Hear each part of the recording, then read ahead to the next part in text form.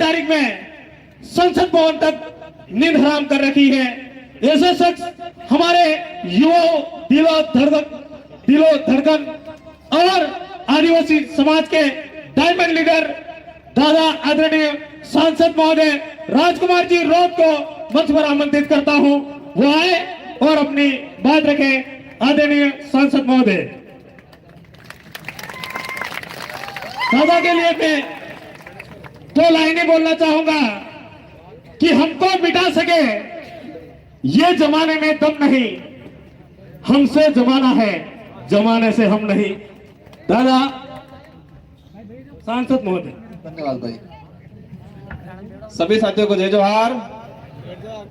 बोलिए गोविंद गुरु महाराज की, बोलिए मामा बालेश्वर की, बोलिए गोटी अम्बा की। आज आदिवासी अधिकार दिवस के उपलक्ष्य में इस आदिवासी तीर्थ स्थल गोटियांबा के इस प्रांगण में आयोजित इस कार्यक्रम में विशेषकर सबसे पहले हमारे जो मंच पे विराजमान इस क्षेत्र के अंदर और पूरे देश के अंदर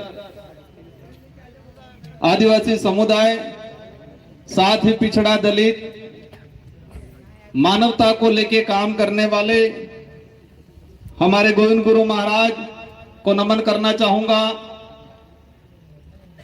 मामा बालेश्वर जी को नमन करना चाहूंगा।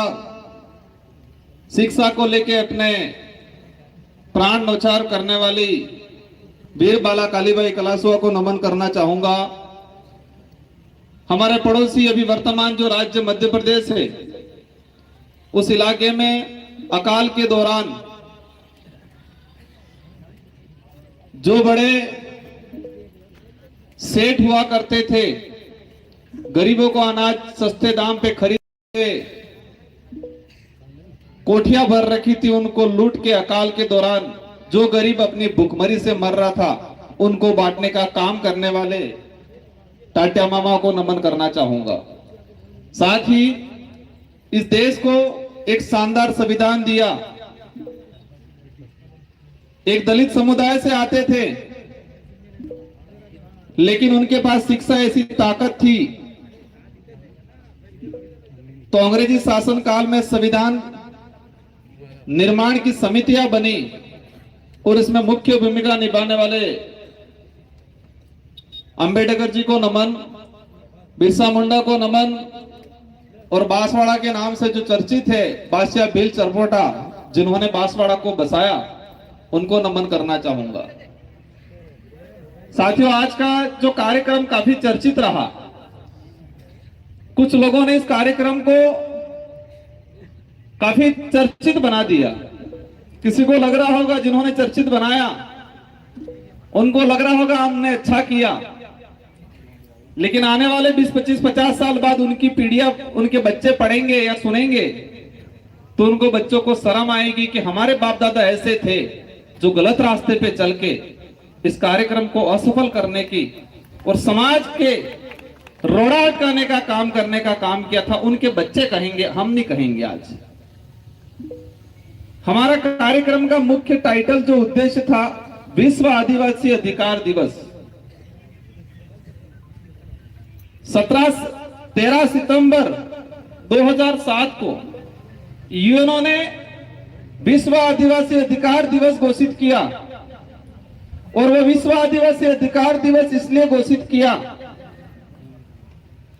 एक बात हमको समझनी पड़ेगी। इस भारत देश के अंदर विश्व आदिवासी दिवस है और राज्य सरकार ने इसका राजकीय अवकाश घोषित किया 2020 के अंदर। वो आप लोगों की बदौलत थी कि हम 2 विधायक चुन के गए और गहलोत जी की सरकार थी और हमने कहा इसको घोषित करो, और घोषित करना पड़ा। तो इस देश के अंदर विश्व आदिवासी दिवस मनाया जाता है और एक विश्व अधिकार दिवस मनाया जाता है आदिवासियों के लिए। तो इस देश के अंदर हर समाज रहता है, हर धर्म का व्यक्ति रहता है, और इस देश के अंदर हर समाज एक दूसरे समाज को मान सम्मान देता है। ये बात अलग है कि कुछ लोग जातिवादी जहर से प्रभावित होते हैं, जिनकी मानसिकता जातिवादी जहर से पोषित होती है। वो लोग जरूर एक इंसान को इंसान नहीं समझ के जातिवादी आधार पर नफरत करते, वो बात अलग है। लेकिन अधिकतर संख्या में इस देश में हर समाज एक दूसरे समाज को सम्मान पूर्वक देखता है। लेकिन कुछ अपवाद जो जातिवादी जहर से प्रभावित होकर उनकी मानसिकता प्रभावित होती है, पोषित होती है, और पोषित होने के बाद वो इंसान से नफरत करते हैं। तो इस देश में सिर्फ विश्व आदिवासी दिवस क्यों मनाया जा रहा है और आदिवासी अधिकार दिवस ही क्यों घोषित किया उन्होंने? ब्राह्मण दिवस भी करना चाहिए था, जैन दिवस भी करना चाहिए था, मुस्लिम दिवस भी करना चाहिए था। यूएनओ को विश्व हिंदू दिवस के नाम से भी घोषणा करना चाहिए था, किसी अन्य धर्म के नाम से भी घोषणा करना चाहिए था। लेकिन किया है क्या?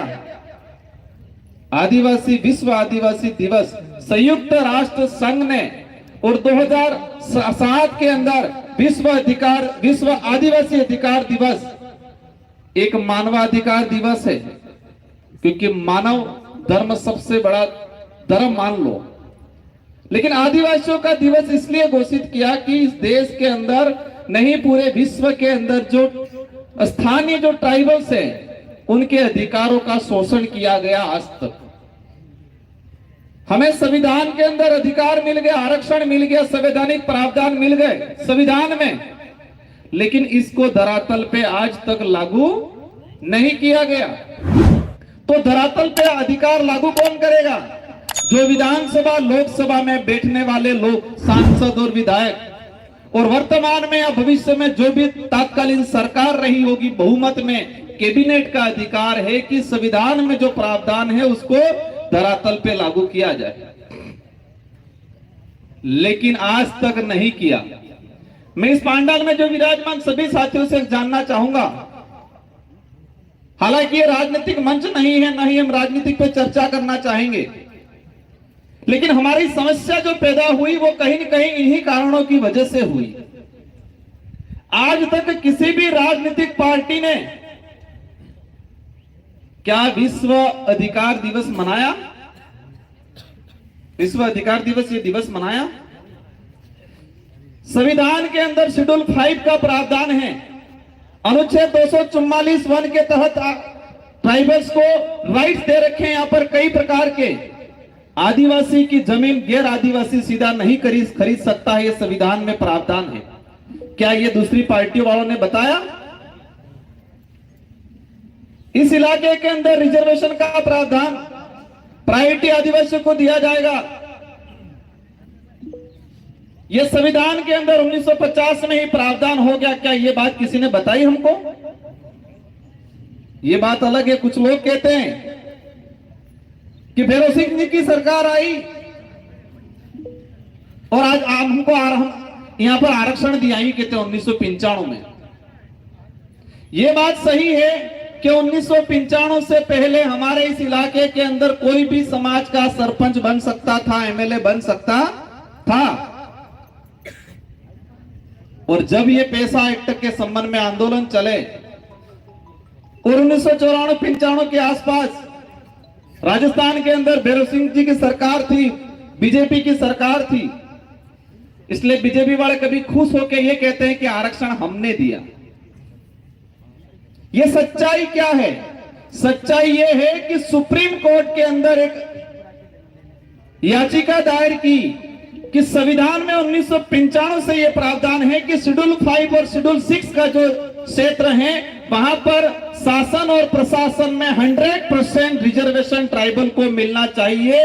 इसके बावजूद भी आप शासन के अंदर, मतलब शासन में सरपंच, प्रधान, जिला प्रमुख, एमएलए, एमपी, ये शासन हो गया, और प्रशासन मतलब अपने सरकारी नौकरी।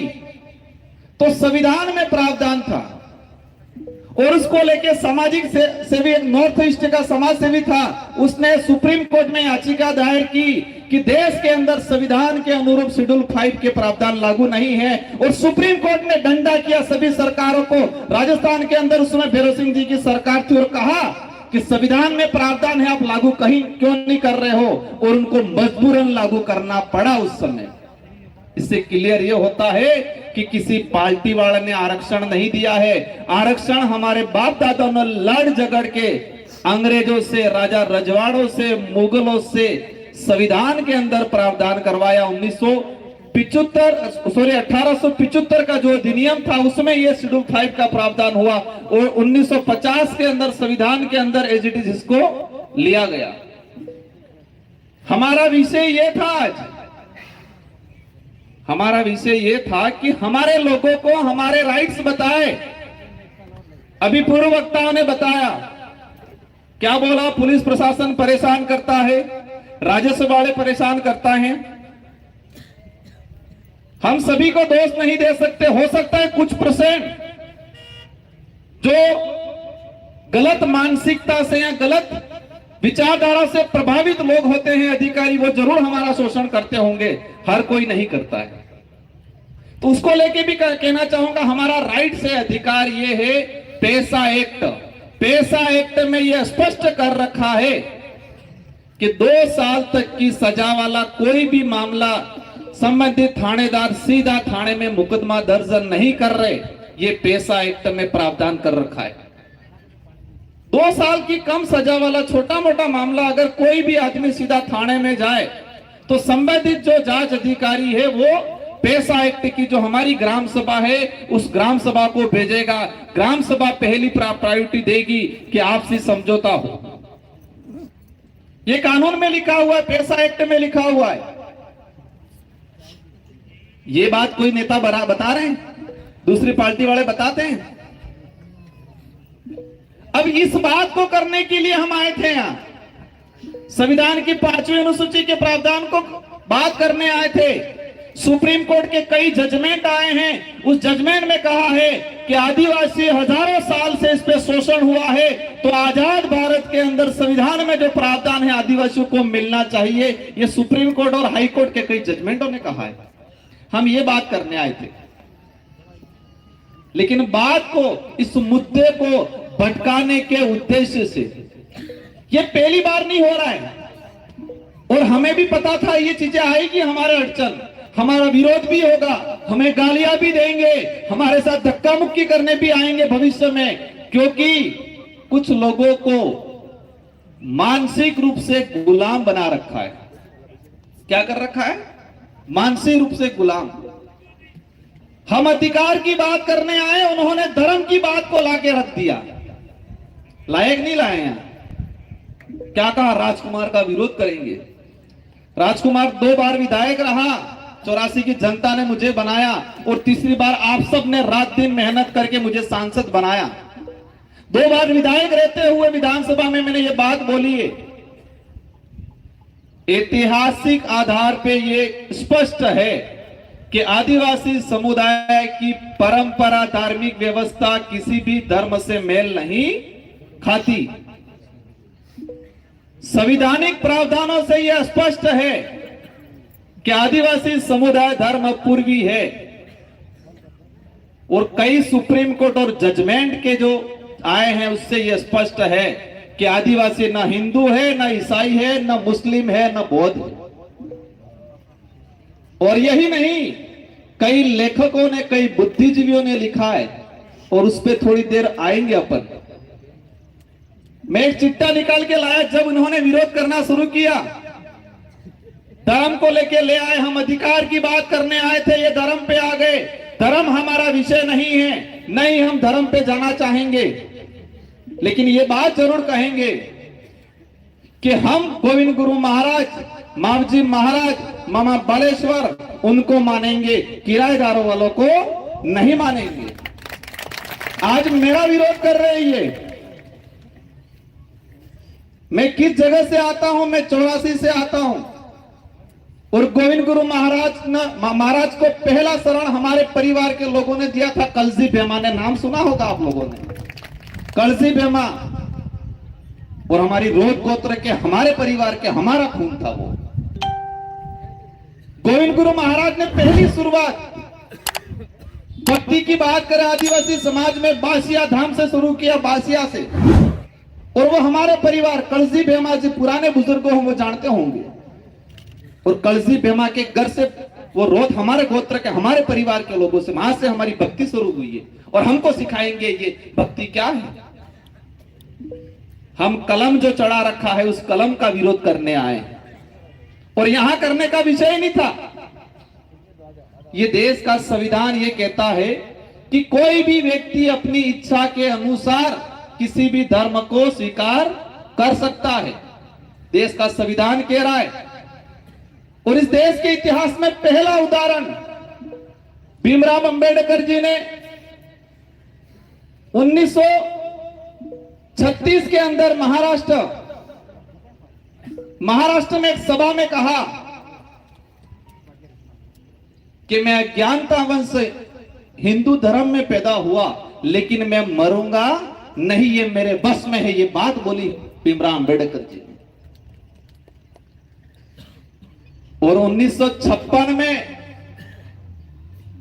देश की आजादी में, आजादी के बाद का एक सुनहरा इतिहास है कि नागपुर के अंदर 14 नवंबर 1956 में 3 से 4 लाख लोगों के साथ भीमराव अंबेडकर जी ने बौद्ध धर्म अपनाया।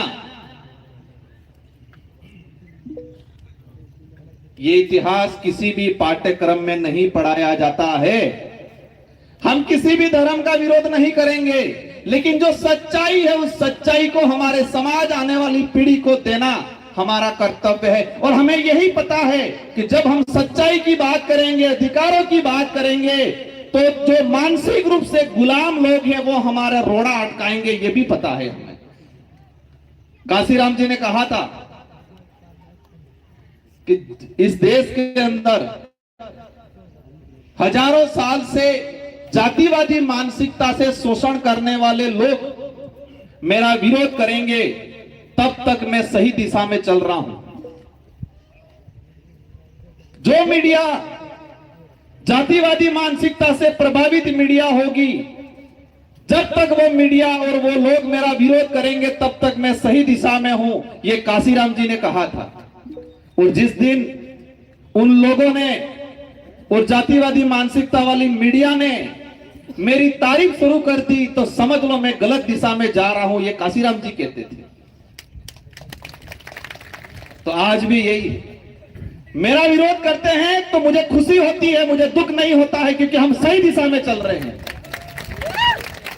हम सही दिशा में चल रहे हैं, हम वास्तविक गोविंद गुरु महाराज मामा बालेश्वर की भक्ति का अनुसरण कर रहे हैं, ये हमें लगता है। और ये बात भी समझ लेना, जो विरोध करने वाले हैं उन्होंने हमारी तारीफ करना शुरू कर दिया, समझ लेना हम गलत दिशा में जा रहे हैं। हुआ था कि नहीं हुआ था? भाजपा के प्रदेश प्रभारी आए, उन्होंने कहा राजकुमार रोध बहुत अच्छा आदमी है। कहा कि नहीं कहा?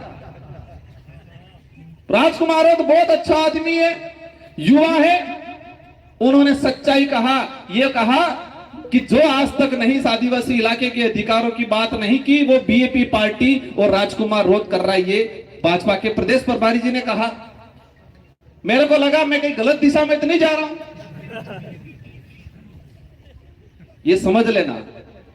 मैंने कहा हो सकता है हम गलत दिशा में जा रहे हैं और वो तारीफ तो नहीं कर रहे, वो गुप्त बात है, उस बात को नहीं बताऊंगा। और हमने कह दिया हम सही वक्त बोल के राजकुमार बहुत खराब है, तब मेरे को तसल्ली हुई। उन्होंने तारीफ की तो मुझे तकलीफ हुई, उन्होंने वापस जाते वक्त कहा राजकुमार खराब है, तो मुझे अच्छा लगा क्योंकि हम सही दिशा में जा रहे हैं। ये बात ध्यान रखना, ये लड़ाई नेता बनने की नहीं है, ये लड़ाई सिर्फ नाम कमाने की नहीं है, ये लड़ाई वास्तविकता को आगे ले जाने की, हमारे अधिकारों को लड़ने की, संविधान को धरातल पर लाने की आपा वाली पीढ़ी ने सुनहर अवसर आलवानी लड़ाई है। गोविंद गुरु महाराज कही कहता उसने निस करो, निसने ओस करो, ये हमारी भक्ति है। मैं कई उदाहरण लेके आया हूं, समय काफी हो गया है। एनसीईआरटी इस देश के अंदर पाठ्यक्रम चलता है उसका पाठ्यक्रम तैयार करता है एनसीईआरटी। और एनसीईआरटी की किताब थी 12वीं क्लास में सामाजिक विज्ञान की। इस किताब में यह पढ़ाया जाता था, क्योंकि ये बात इसलिए बता रहा हूं मैं आज कि भाजपा के लोगों ने, इन लोगों ने बिरसा मुंडा युवा शक्ति के नाम से ये कार्यक्रम कर रहे, नहीं कर रहे, बिरसा मुंडा जी के नाम से। तो बिरसा मुंडा जी का उपदेश था 12वीं क्लास सामाजिक विज्ञान की किताब में, इनके पाठ्यक्रम में सम्मिलित किया गया था कि आदिवासी समुदाय की अपनी भक्ति परंपरा अन्य धर्मों से अलग है। आदिवासी समुदाय की भक्ति परंपरा रीति रिवाज ना हिंदू से मेल खाते हैं ना ईसाई से मेल खाते हैं, ये बिरसा मुंडा ने कहा था। जिस बिरसा मुंडा जी को आगे करके ये लोग घूम रहे हैं, लेकिन उन्होंने क्या किया, 2024 के अंदर वो पाठ्यक्रम पहले से चला आ रहा था और 2024 के अंदर उस पाठ्यक्रम को बदल के क्या लिखा, बिरसा मुंडा जी हिंदू धर्म की पालना करने के लेके के गए, ये लिखा। लेकिन वो पाठ्यक्रम जो पहले चल रहा था वो इतिहास हमारे पास है। हम हिंदू धर्म का भी विरोध नहीं कर रहे हैं, लेकिन ये सच्चाई है कि आदिवासी ना हिंदू है ना ईसाई है, ये तो बोलेंगे हम। बिरसा मुंडा जी को आगे किया और बिरसा मुंडा जल जंगल जमीन को लिए लड़ते थे और बिरसा मुंडा जी को आगे करके ये लोग हमारी जल जंगल जमीन हड़पने का काम कर रहे हैं। बिरसा मुंडा प्रकृति पूजक थे, जोहार उनका उद्बोधन था, और बिरसा मुंडा जी को आगे करके जोहार का विरोध कर रहे हैं आज ये लोग। हमारी लड़ाई अस्तित्व को बचाने की है, उनकी लड़ाई सत्ता पाने की है। क्या पाने की है? सत्ता पाने की। उनको समाज को गुमराह करके, क्योंकि युवा पीढ़ी तो समझदार हो गई। सुना है यहाँ कार्यक्रम हुआ उस दिन, हमारे बेचारे बड़े बुजुर्ग हमारे भगत को बहुत डांटा ही कह रहे हैं, तुम तो यहाँ भक्ति कर रहे हो, तुम्हारे छोरे तो वहां जा रहे हैं करके। सही बात है महाराज, उस दिन बहुत डांटा ही कह रहे हैं कि तुम यहां भक्ति करने आ रहे हो, तुम्हारे छोरे तो वहां जा रहे हैं। हमने बच्चों को क्यों पढ़ाया? हर माँ बाप ये कहता है कि मार सोरो बणी गणी ने जागरूक था એટલે ભણાવવા કાપડે। तो हमारे बच्चों को पढ़ाया इसलिए कि हमारा बच्चा पढ़ लिख के जागरूक होगा, अपने अधिकार को समझेगा, इसलिए पढ़ाया आपने। अब बच्चा पढ़ लिख के जागरूक हुआ, उसके अधिकार को समझने लग गया, अपने इतिहास को समझने लग गया, और बच्चा उनकी तरफ जाएगा। अब बच्चा तो अपने काम की ओर ही जाएगा, जो सही लगा उसी पे जाएगा। पसा कहेंगे सुरु बगड़ी की कई किम गई। बातें अनेक हैं, उनकी जो बात थी उसी बात को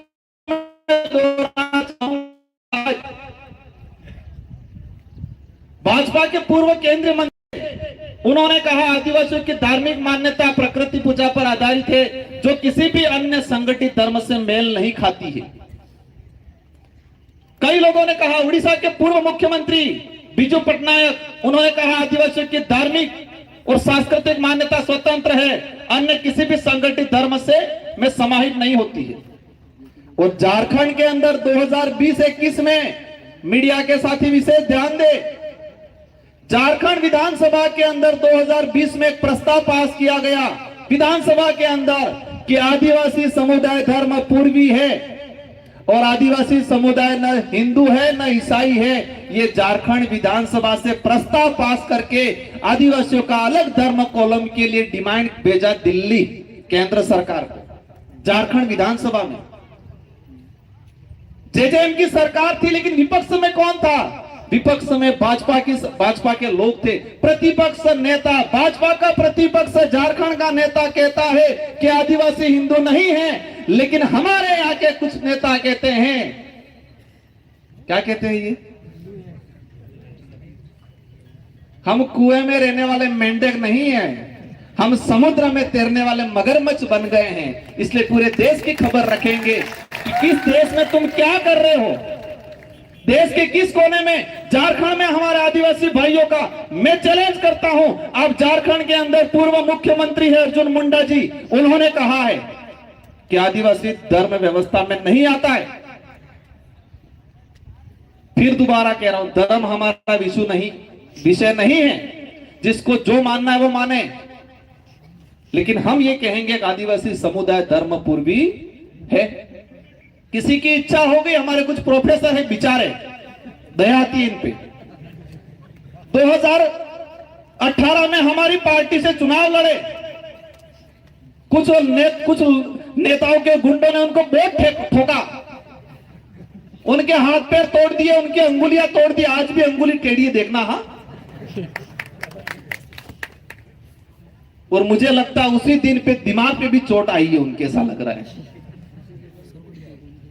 एक हमारे प्रोफेसर थे, 2023 में गढ़ी से विधानसभा चुनाव लड़े, चुनाव बाहर निकले, एक नेता के परिवार वालों ने रगड़ रगड़ के धोया रोड पे। सही बात है कि